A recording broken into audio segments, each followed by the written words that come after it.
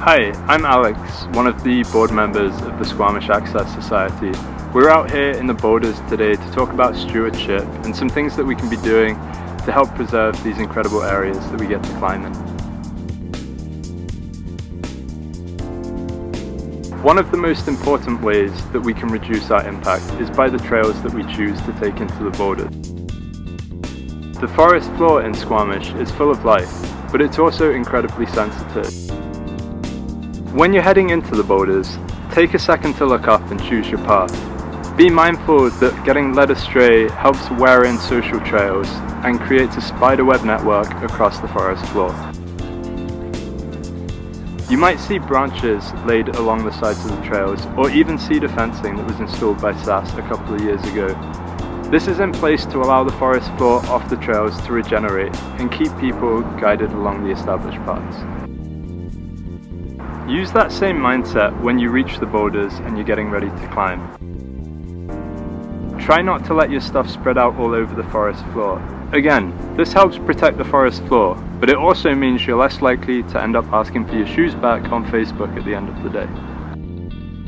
As granite wears, it becomes smooth and polished, and suddenly feet come skating off what were once dependable footholds. The biggest thing that we can do to reduce polish is to keep our shoes clean.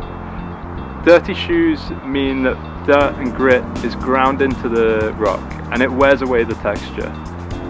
You should do your best to keep your shoes off the forest floor and off the mud, and before you pull onto a problem, give them a quick check and a wipe on your pants or your pad. One big bugbear for climbers is the presence of tick marks. Tick marks are a very obvious visual reminder of human presence. They also take away from other climbers' experience. They take away the chance to figure out the subtleties and the intricacies of the problems. It's the slightly less obnoxious version of a stranger yelling unsolicited beta. Tick marks can be incredibly useful, helping climbers throw for hidden holds or place their feet on the subtle footholds so common in Squamish. If you are going to use tick marks, be subtle about it. There's no need for enormous arrows or written descriptions of the hold you're throwing to. Make it small and subtle. The most important thing about using tick marks is to remove them when you're finished. Even if you didn't put them on the boulder, take a moment to brush off any tick marks before you move on. As with all outdoor activities, the guiding principle is to leave places in a better state than you found them.